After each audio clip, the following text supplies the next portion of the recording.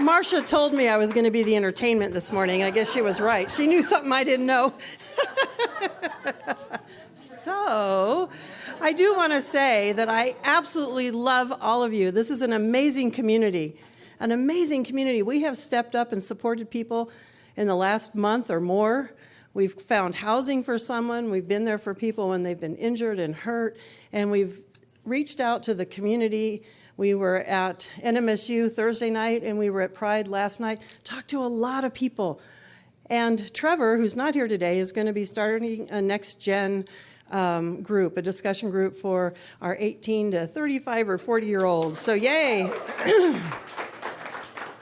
And we handed out a lot of flyers. So a lot of youth looked interested, and we had a lot of people that want to eat pancakes next Saturday. So see John if you're willing to help him make pancakes. So last month, Larry ended us up with the month of looking at diversity within oneness, or as he called it, variety in oneness. And I'm just wondering if any of you who heard him speak last month left kind of feeling impacted by that in a different way. For me, I left really having to contemplate what he shared and what he said. Because one of the things he asked us to do, for those of you who weren't here, is he asked us to meditate on this sentence: I am one with whichever president you did not vote for in the last 2 elections. And he talked about what oneness means and how that feels. And so I, for one, kind of left here, as much as I agree, and I have talked about we are one, and as much as I agree that we want to seek and recognize the God in everyone, I left here feeling a little uneasy with some of what had been expressed, partly because I felt like there was more to the story. I kept feeling like there was something that needed to be said. And so this month, with our topic being Love Dissolves All Fear, it was a perfect segue for me to start contemplating how love does that in our lives. So again, the songs and the meditation, if you were here for meditation with Barbara, the meditation was perfect this morning. Always is. Over the years, I have talked a lot about and taught a lot about oneness. And invariably, I hear someone say to me, a lot of people have said to me, but Reverend Bonnie, I really don't want to think about myself as one with fill in the blank, whoever. Somebody in our life, somebody that's out there in the public arena, somebody that's hurt us in some way. So what causes us to see and feel that resistance to oneness? What causes us to feel a sense of foreboding or fear when we think about ourselves as being one with some people, whoever they might be in our lives? Well, first of all, I believe it's because we confuse a recognition of oneness in everyone, or seeking to see the God in everyone. We confuse it with agreeing with everything that that person does. We also confuse it with accepting behaviors, all behaviors that everyone does. So we start to feel like we have to condone everything. If we're all one, then we have to condone everything that everyone does. And when we start to think about condoning every behavior that we see in the world, that's for me when the fear starts to come up. That's what creates in me a sense of, am I really safe? Is it possible that we could lose our rights, go to war, experience poverty, essentially lose control of our lives? And so I think for all of us, fears come up in a lot of different ways from a lot of different experiences. But I also think, secondly, we're also confusing, as I talked about earlier last month, unity with uniformity. We're assuming that because we're all one, we're all the same, that we all express the same. And sometimes what we see in others, we don't want to see in ourselves, and sometimes we need to recognize that what we're seeing in others is being reflected back to us, and it is being expressed by us, and that's when we do that inner work and look for that. But I don't believe that oneness means sameness. And as I thought about it, I realized if that were true, then we could just say any one of us would be the perfect partner for me. We could walk down the street and say, you and I are one, let's go start a family and get a house together. But we don't do that. We don't do that. We recognize that, as Larry said, that variety in how oneness expresses, or the diversity of how oneness expresses, is expressed through a variety of skills, a variety of activities. So, as we've often said, I don't think we would want a really good cook to be our brain surgeon, or the brain surgeon to possibly cook us a meal. We recognize that there are a diverse and a variety of ways that spirit expresses. And somehow through that, through still recognizing oneness, we discern who it is we want to be around, who we want for a partner, or whether we want one or not, who we want to work with, what kind of work environment we want, and who we want to be our leaders. And I'm referring all the way to leaders like myself. You all have a choice in whether I remain a community spiritual leader here or not. So we have a choice, and we discern what serves us and what doesn't. And I don't believe that discernment is contrary to oneness. So I always refer back to our amazing founder, Ernest Holmes. This is what Ernest Holmes has to say on this topic.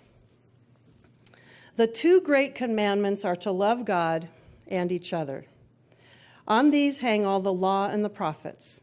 Love is a complete unity with life, and we cannot enter this state unless we are in unity with all that lives, for all life is one. To love God alone is not enough, for this would exclude our fellow humans.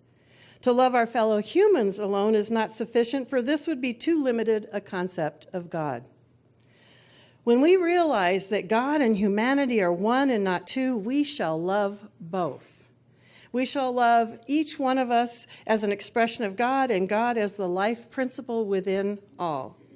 From this teaching, we are not to suppose that we are to love that in each other which does not savor of right. We are to love the right alone. We are to look for God in each other and love this God, forgetting all else. But would this compel us to accept from people that which is not good? Of course not. And he actually put an exclamation point. It is not necessary for one to make a doormat of him or herself in proving that God is love. For this would be like suffering for righteousness' sake, which is always a mistake. We would be wise in the ways of the world. We should be wise in the ways of the world, as well as imbued with divine wisdom. We are not to mistake a counterfeit for the real, nor accept every man's doctrine lest we disagree. The truth is positive but non-combative. It is sure of itself, but never argumentative. It loves sincerely and abhors deceit. Above all else, the truth is wise. It represents the all-seeing eye from which nothing can be hidden. The student of truth will receive all that comes in the name of the Lord, that is, all that is of the truth. All else will fall away by its own weight. And he concludes at the end of that little chapter, hate begets hate, strife produces strife. Love alone overcomes all and justifies the eternity of her dominion. So right there, for me, was put into words by our founder, part of what I was thinking and feeling, that we look for the God in everyone, but that doesn't mean we accept all behaviors that we might see out there. We focus on the good. We focus on what is serving either ourselves or humanity. And one of the things we want to be sure of is that we don't feel like because I'm one with this individual, I have to then go, okay, you can treat me however you want. We don't become doormats, as Holmes put it. Oneness, then, is that principle is there to help us gain compassion and even a deeper understanding of how we are. You know, we are all an expression. We're made from that same thing. But it doesn't mean complacency, submission, or allowing ourselves to be abused. So no matter your views, and so as one minister I talked to last night said, there's an elephant in the room. That's what's been going on in the Supreme Court. No matter your views or your perspective on what's happened and happening there, what I know for our community is that all the talk about sexual abuse and invasive behaviors has brought up a lot of past memories for some people. It has brought up a lot of feelings, things that have been very difficult in their lives, and that there are people even in this very congregation who have been experiencing feelings that run the gamut from vulnerability to rage. And so what I know is to tell someone who has experienced some kind of abuse or invasive behavior, you and your perpetrator are one. This may be the truth with a capital T. That may be the truth, but it can be very hurtful, especially when someone might still be confusing oneness with sameness or oneness with needing to condone all behaviors that take place. The minister that taught us at Seaside, Reverend Alice Bandy, posted the other night, "Truth and love will shine through. That truth and love are shining through all the time is the truth no matter what. Letting the light shine as me, seeing it shine as you, we are called to live in a time such as this. We are the ones, and this is our time." She concluded there is much to be done in the days ahead. So we are here for a reason. We are here and we are called to be that light that we've been singing about and talking about. We're here to let that through right now at this time. So when we are faced with challenging memories, challenging people, or challenging situations, those that might bring up feelings of shame or anger, rage, or guilt, how do we take that principle of oneness and this teaching that love dissolves all fear, how do we take those and effectively apply them to our lives today? How do we bring them into our life so that they help us and bring about that change that we want to experience and feel? What do we do? How do we do this? How do we hold enough love in our hearts? How do we keep enough love there so that we can calm our own fears and so that we can heal? How do we hold enough love in our hearts and still not allow ourselves to become doormats, as Ernest Holmes called it?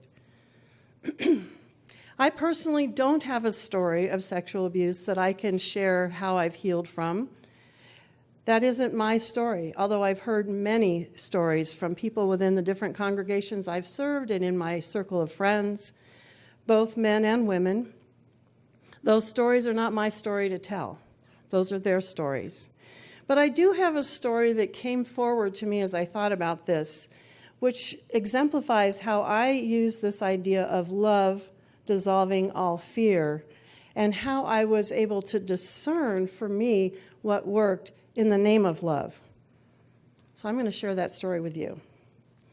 In November 2005, I was diagnosed with breast cancer.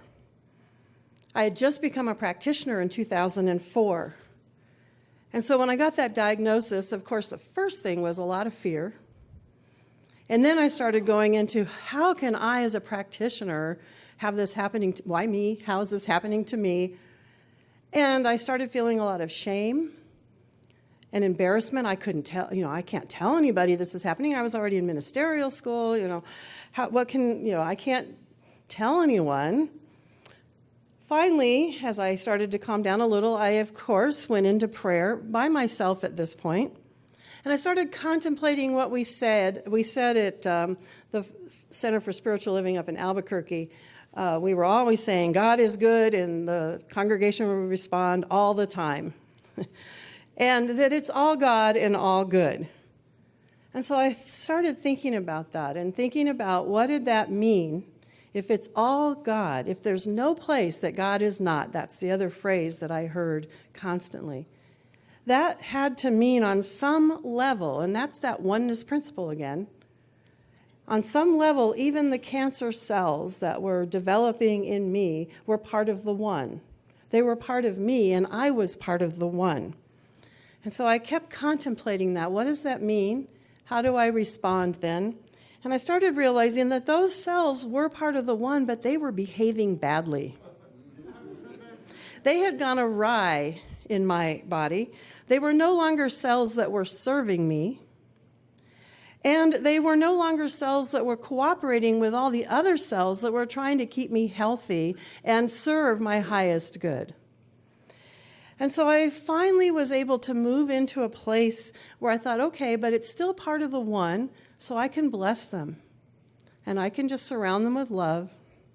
But I can also go, bye-bye, and ask them to move along. That was the choice that I made back then. I decided they needed to move somewhere else. And I know that all things, nothing ever totally disappears, that it would transform. It would become something else. And I thought, well, okay, go be compost somewhere, but don't live inside me. And once I was able to do that, the fear dissipated. The shame went away, and I went and worked with my practitioner. And as I worked with her, one of the things she said to me was, those doctors must need your light more than you need their services. Now, I'm not denying that I had chosen to use their services, so I needed their services. But giving me that focus of being the light in their life every time I went through all of the various procedures then that I went through really helped to shift how I felt in the midst of all that.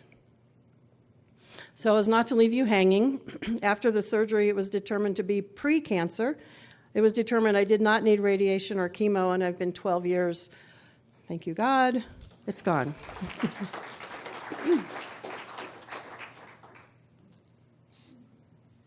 My point in sharing that is not so much about the healing, although that could be a healing story as well.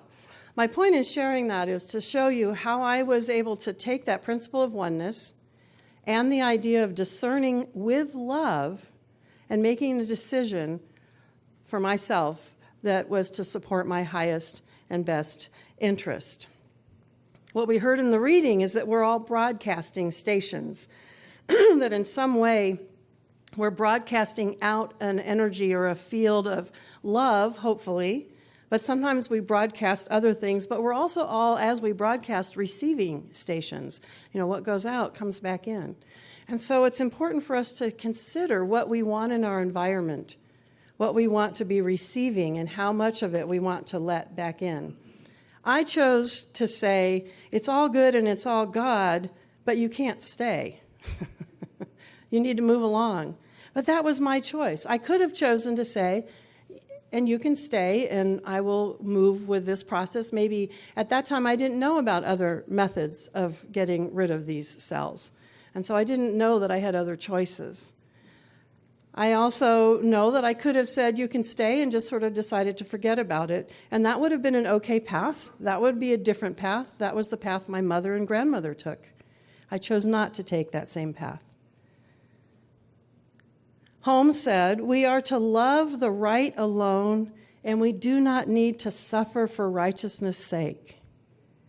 Holmes also said, if you can't walk on water, take a boat. And my mother always said to me, you chose to take the boat. She chose to try and walk on water. And that's okay. It's okay. I'm not sharing the story to say that my decision was right for everyone. That was how I used these principles and how I related oneness and then moving into a place of love so that I could get rid of the fear. I don't think the fear would have served me no matter what the choice was that I made. So with prayer and contemplation, I was able to exercise discernment and ask that which no longer served my health and highest good to move along. In other parts of Holmes's writings and teachings, he gives us more guidance for how to do this. This is Ideas of Power by Ernest Holmes. And in here he says, you and I believe in a power greater than we are. We believe it is good. We believe it is love. We believe it is truth. We believe it is beauty. We believe it responds to us, and we believe if we maintain a certain mental attitude of thought, it will automatically bring to us those things that make life happy. And we believe life ought to be happy. Further on, he says, Its simplicity is what eludes us. If I can get all the thoughts out of my mind that say, I am hurt, I am sensitive, my friends hurt me, without being mean about it, without being arrogant, those, he says, are signs that are protesting too loudly and that we're fighting back. And if it is real, finally, nothing in the universe will hurt me. And finally, I shall not in any way be led into situations where people will even wish to, and they can't. So the key is to remove negativity, but to do it without being mean or arrogant. To do it with love. And so I'm going to take us back to that meditation that Larry asked us to do. And Barbara led us through a beautiful meditation this morning, going through the colors of the rainbow and seeing how they impact us, moving into white light, excuse me, and then bringing into that light those challenging situations or people. And so I would suggest that before trying to do Larry's meditation, that you do the same thing. That we back it up to step one in the affirmative prayer process, which is God is. What is God? God is love, wholeness, peace. Focus on that. Put our focus there. And as we put our focus there, all that is unlike God falls away. We put our focus there, we fill ourselves up with that love, that sense of peace. And then we unify with it. We unify ourselves with it first. And then, as we are able, we bring in those people and situations that are challenging to us and allow ourselves to see how it is we are one with all people. Even if some of their behaviors are such that we don't necessarily choose to have them in our personal sphere, we bring them into our meditative sphere so we can heal it, so we can apply love to it and surround it in love. So what this means to me is that we don't wish ill on anyone else. Because again, the oneness principle, if I wish ill on someone, I'm wishing it on myself. Because we are all one. And what we give out, even mentally, what we give out returns to us, multiplied. So if we focus on and we put out there revenge and anger and hurt, we will receive back more revenge and anger and hurt. Ernest Holmes said in How to Change Your Life, another one of his books, the one we're using in class right now, applied religious science is the application of these principles to human needs for practical purposes. And this is where we encounter prayer, faith, and mental action. And he says it's important to take these principles and apply them even to the little things all day long as we go through our life. And then when something big comes along, we've practiced applying these principles and we can respond through using these same principles to anything that's even a greater challenge to us. So knowing we are one, we only wish for others that which we wish for ourselves. And we remember that we're moving out of negativity without being mean or arrogant, but just in a way of loving and blessing and saying, but it's okay, you can move along. Things need to transform. Things need to evolve. Ernest Holmes also said in Love and Law, if we could add to the commandments, the greatest would be mind your own business. Further on, he said, God's greatest activity is through the human instrument. We are the activity of God in expression. And so what I think he means by mind your own business is to look at what needs to take place within yourself first. So minding our own business is filling ourselves up with the love that's necessary to dissipate all fear. Taking that time in meditation and contemplation to move to that place where we can release all fear because we've filled ourselves up with so much love. And we focus on healing ourselves. Whatever business is going on in our own lives, we focus on healing that. And we are mindful of our own behaviors. We don't want to act in the very manner that we don't appreciate. So we're mindful of our own behaviors and how we are acting out in the world. We don't keep our focus out there on others that might have hurt us or that we're afraid could hurt us. We keep it on our own business. And I did think about it and say, okay, we pay attention long enough to make sure that we don't become doormats. We're taking care of ourselves, but we're taking care of our own inner business. We're removing negativity lovingly without being mean or arrogant. So, knowing that I am one with all and seeking to realize the divine in everyone, and knowing that I am the divine in expression and not a doormat, I choose to apply these principles to every aspect of my life. I choose to remember how they work, and I choose to move myself into a place of love, focusing on what God is first and foremost, and then unifying myself and all others with that. And as I move into the realization step, which is the third step of affirmative prayer that we teach here, I then listen and I discern. I discern what it is I need to do to mind my own business. I discern what I need in order to heal. I discern what actions or steps need to be taken. I discern how it is I can remove the negativity or remove myself from negativity without being mean or arrogant. And I remember to hold fast to these final words I'd like to share with you from Ernest Holmes. Again, out of the Science of Mind text.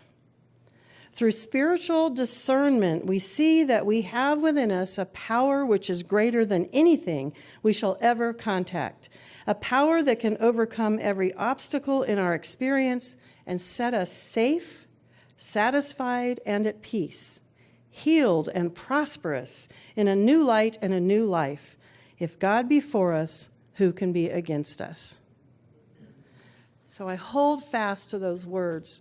Exercising spiritual discernment, I practice discerning with love. And that love does dissolve all my fears. And as the original reading said, then I can silently bless everyone I touch, everyone I meet, and even those who think about me. And I will add that we also bless and heal ourselves.